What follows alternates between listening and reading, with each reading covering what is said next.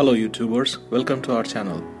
This is our attempt to present unknown facts from history for the new generation.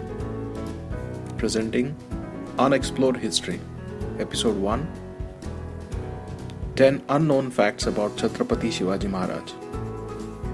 Number 10.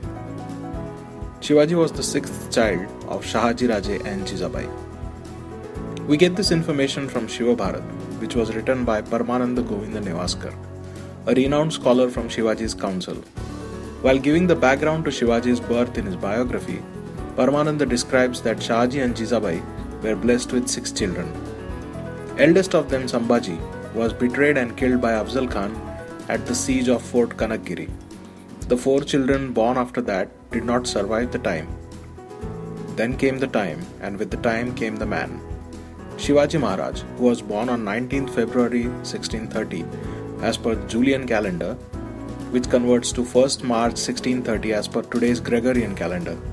Jijabai nurtured the seeds of freedom in Shivaji and guided him to become the king of a sovereign and a free state. Number 9.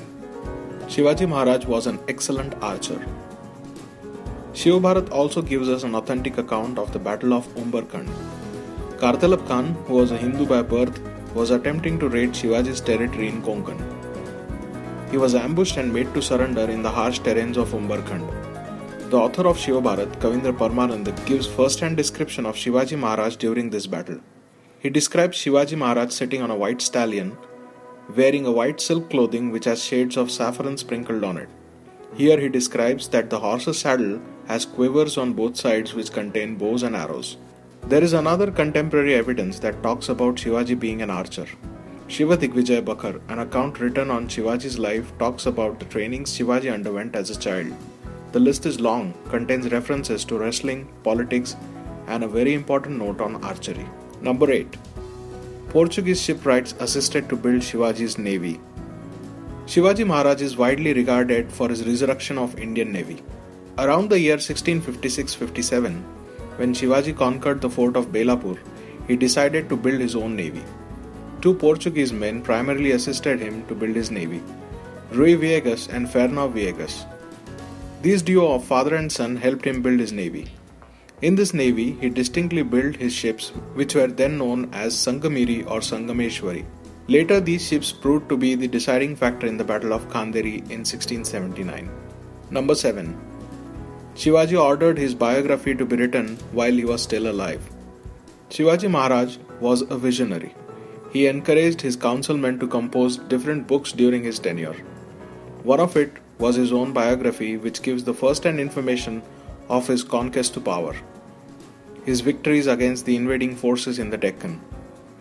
It is known as the Shiva Bharat or the Anupuran. This was written by Paramananda Govinda Nevaskar. Paramananda was an important man.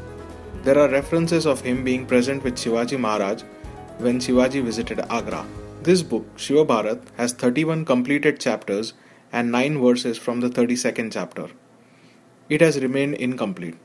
There is a speculation that perhaps Kavindra Paramananda might have died before he could have completed his work. Number 6. Shivaji offered 100,000 frangipani flowers to Lord Someshwar after conquering the fort of Panhala. Shivaji offered 100,000 frangipani, or commonly known as chafa, flowers to Lord Someshwar after conquering the fort of Panhala. Panhala was an important and strategically well-placed fort in Deccan. It lied on the borders of Shivaji Maharaj and Adil Shah's territories. This important fort was captured by a brave soldier Kondaji Farzan, who along with his 60 men raided the fort at night and captured it. When Shivaji Maharaj came to know about this victory, he rushed to the fort of Panhala and excitedly visited the entire fort at night in the light of torches and hilals. There is a centuries-old temple with a great significance atop the fort near the lake, where Shivaji offered 100,000 flowers. Contemporary poet Jairam Pinde, who has authored the authentic account of conquering this fort, gives us the information in his work named as Parnal Parvat Grahanakhyan. Number 5. Shivaji killed Afzal Khan with a sword. Yes, to many's surprise, this is a true fact, as recorded in the Shiva Bharat. Afzal Khan, the Bijapur general, met Shivaji at the base of Fort Pratapgarh and was killed in the duel that took place. Many books and accounts differ in mentioning the way Afzal Khan was killed by Shivaji Maharaj. Some mention tiger claws, known as the Wagnaks, while some mention about a concealed dagger, commonly known as the Bichua. But the matter of the fact is that Shivaji killed Afzal Khan with a sword. There is a verse in Shiv Bharat which explains this fact. Shivaha kripani kagrena kuksha veya tamas prushat akrushantani sarvani sa kripani vinirgataha, which means that the sword went into his stomach and came out taking all his intestines. There is another contemporary evidence that talks about this incident and mentions that Shivaji used a small sword. Pratapa Durga Mahatmya, a book written about the goddess on the fort, talks about the use of a small weapon, Asit, which translates to a small sword or a sword. Number 4. Shivaji Maharaj had the Raj Coach composed for promoting the Marathi language. Shivaji Maharaj was a visionary. He knew the importance that a language has on the culture of the kingdom. When he came into power, much of the daily duties and work was performed in the adapted languages, which came along with the invaders. The languages like Urdu and Persian had been in use for centuries in the office work. Shivaji not only did free his motherland but also insisted on the use of the language of the land, which was Marathi. He ordered one of his ministers from the south, Raghunath Narayan Hanmante, to work on a dictionary which would comprise of the native words as alternatives to the words which have been borrowed from foreign languages. He insisted on using the words from the Sanskrit language. Raghunath Pandit, with the help of one of his subordinates, Dhundiraj Lakshman Vyas, constructed the Raj Coach or the Rajya Vyavahar Kosh. This has 10 subtopics which cover hundreds of alternate words to the words which were then in use. Some of the examples from the book are: Aftab has been given a synonym Surya, which means the sun. Sakar has been given a synonym Das, which means servant. Padsha has been given a synonym Raja, which means the king. Number 3. Fort Shivneri, the birthplace of Shivaji Maharaj, gained freedom in 1757, which was 77 years after his death. Shivneri is an important fort which lies in the Junnar region of Maharashtra. Shivaji was born on this fort in 1630, but even after multiple attempts, could not capture the fort of Shivneri. It took another 77 years for the fort to gain freedom, when Nanasaheb Peshwa ordered Dhondiba Anand and Maloji Muthe to capture the fort. Maloji Muthe then tried to bribe the officer in charge of the fort, Abdul Alam Khan, which later resulted in a small skirmish, which the Marathas won and thus captured the fort of Shivneri. Number 2. Shivaji Maharaj started a native Rajyabhishek Shak calendar after his coronation. Starting a calendar from the beginning of one's reign was a common thing to do during the medieval era. Shivaji Maharaj was coronated on 6th June 1674 by the Julian calendar, which is 16th June per today's Gregorian calendar.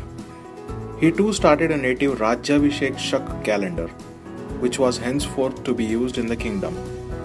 The important thing about this new calendar was it was not named after any king or a dynasty, but it was named after the auspicious instance that had taken place to end the centuries worth of oppressed rule, the Rajyabhishek or the coronation.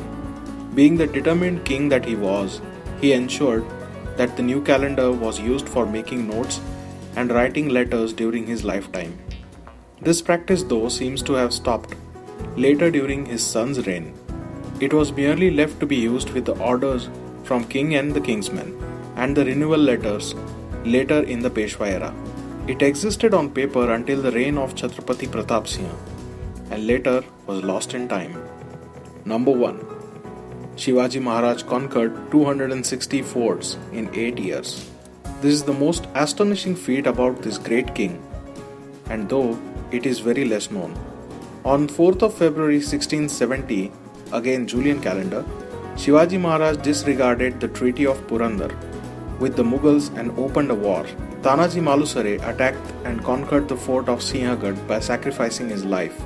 What followed was a planned war of 37 years.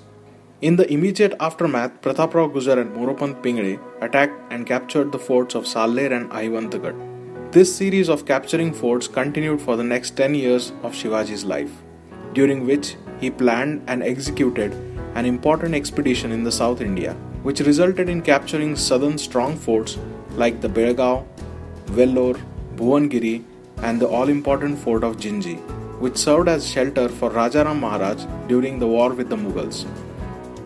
Overall, Shivaji conquered 260 forts during this period of 8 years. Thank you for watching our video. To share this video with your friends, please like, share, comment, and subscribe to this YouTube channel.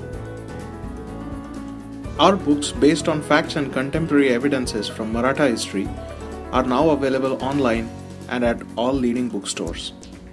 Thank you.